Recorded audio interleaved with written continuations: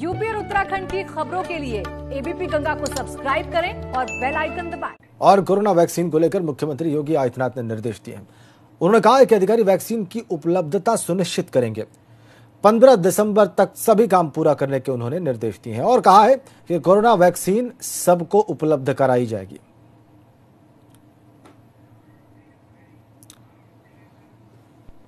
तो देश में एक बार फिर कोरोना के तेजी से बढ़ते मामलों के बीच प्रधानमंत्री मोदी कल सभी राज्यों के मुख्यमंत्रियों के साथ वीडियो कॉन्फ्रेंसिंग के जरिए संवाद करेंगे।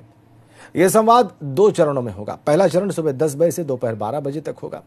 इसमें कोरोना से सबसे ज्यादा प्रभावित 8 राज्यों के मुख्यमंत्रियों से बात की जाएगी। इसमें महाराष्ट्र, कर्नाटक, आंध्र प्रदेश, तमिलनाडु, केरल, दिल्ली, यूपी, पश्चिम बंगाल के मुख्यमंत्रियों से बात होगी। जबकि दोपहर 12 बजे के बाद पीएम बाकी राज्यों के मुख्यमंत्रियों से संवाद करेंगे।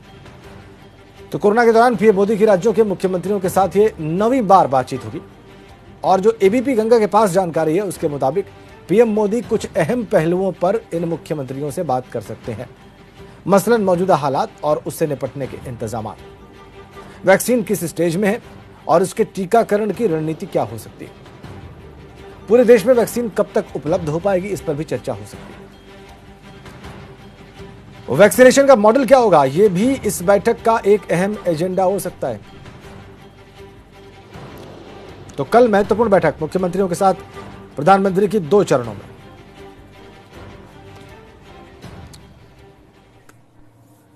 इधर गोरखपुर में सचिवालय के समीक्षा अधिकारी के पदों के लिए हो रही भर्ती परीक्षा का पेपर आउट होने की खबर से हड़कंप मच गया है। परीक्षा केंद्र पर अभ्यर्थियों ने जमकर हंगामा किया। परीक्षा देने आए छात्रों का आरोप है कि परीक्षा केंद्र पर शुरू से ही धांधली की गई। समय से ना तो छात्रों को पेपर बांटे गए। डीएम के मुताबिक पेपर आउट होने की जानकारी मिली थी, लेकिन मौके पर जाने पर पता चला कि पेपर देर से बांटे गए। इसको लेकर छात्रों ने हंगामा किया और विरोध किया।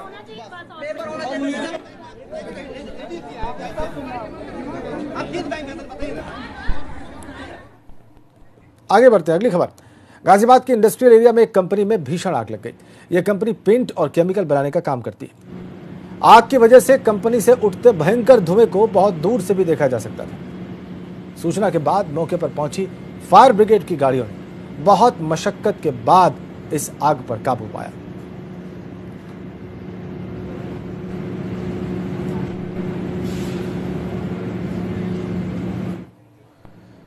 और शाहजहांपुर में टावर के केबिन में आग लगने से अफरा तफरी फैल गई। इसमें आग से लाखों का सामान जलकर खाक हो गया।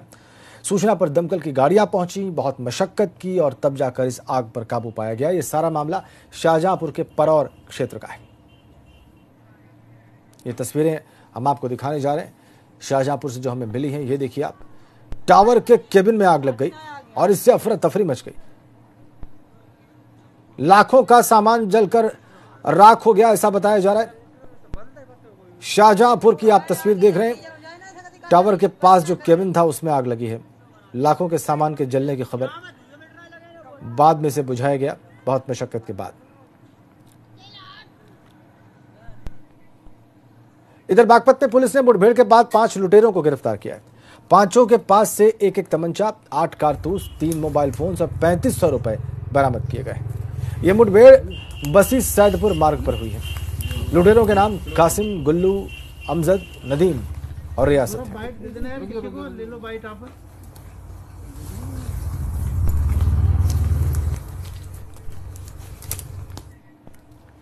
इधर मेरठ के हस्तिनापुर में नशे के दौरान हुए विवाद में भतीजे ने अपने चाचा को गोली मार दी।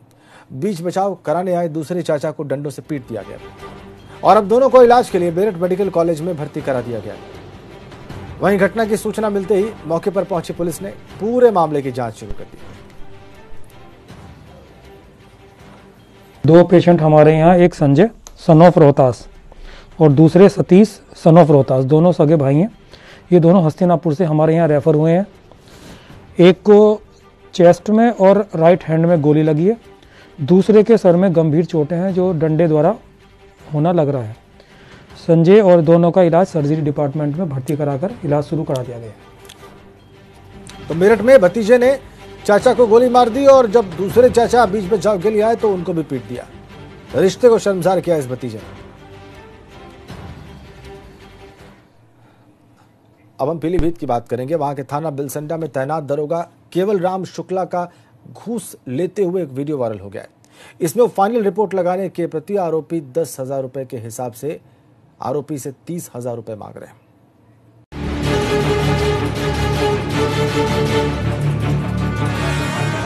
पुलिस महकमे के एक दरोगा का ये बयान उसकी दबंगई की सटीक मिसाल।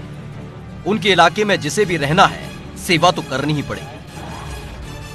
जनाब को केवल राम शुक्ला कहते हैं, यहाँ के दरोगा हैं। अब बताने की जरूरत नहीं कि इनका इलाका है और इन्हीं की चलती है। किसी की क्या मजाल जो उनके दर पर बिना दुआ सलाम के चला जाए। शुक्ला जी बिना शुल्क के कुछ सुनते ही नहीं है। पैसा नहीं दे प्रधान जी फाइनल लगा दूंगा। पैसा नहीं देंगे फाइनल लगा दूंगा। पैसा देंगे 400 लगा देंगे। तो पैसा कितने देर में जेब हम भगवान है। 3 मूल्य में 10 या 30,000 है। तो सुना आपने दरोगा जी की हनक, और इनकी मांग तो पूछिए ही मत। लगता है जनाब को कीमत तय करने में मास्टरी प्राप्त है। दरोगा जी से एक केस के बारे में पूछा तो उन्होंने तपाक से बिना समय लिए कीमत बता दी। 3 आरोपियों की 10,000 के हिसाब से 30,000 रुपए। यही नहीं, दरोगा जी ने साफ साफ बता दिया कि अगर 30,000 नहीं दिए तो दूसरी पार्टी उन्हें रुपए देने को तैयार है। उसे पैसे लेकर फाइनल रिपोर्ट लगा देंगे। इनका पूछो कोई, ये थाना बिलसंडा में कोई गया था पकड़ने? ये केवल हम सुबह पकड़ के लाए थे, उसको बंद किए। और आज तक पूछा चवन्नी के एक चाय पूछा कभी? मुझे गलत रहा। ये प्रधान एक चाय का पूछा। दरअसल मामला पीड़ित ग्राम प्रधान से हुई मारपीट के आरोप में 3 आरोपियों के खिलाफ चार्जशीट की कार्रवाई का था।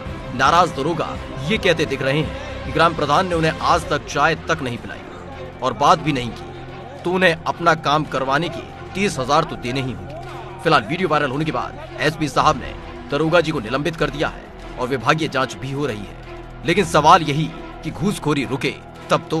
Bureau report, ABP Ganga.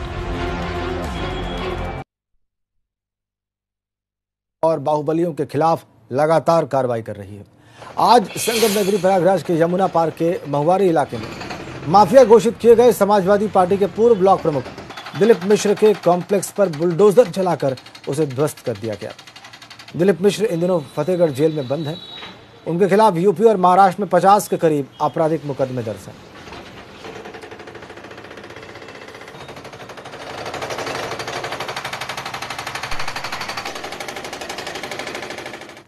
और इस खबर के साथ ही हम रुक रहे हैं एक छोटे से ब्रेक के लिए।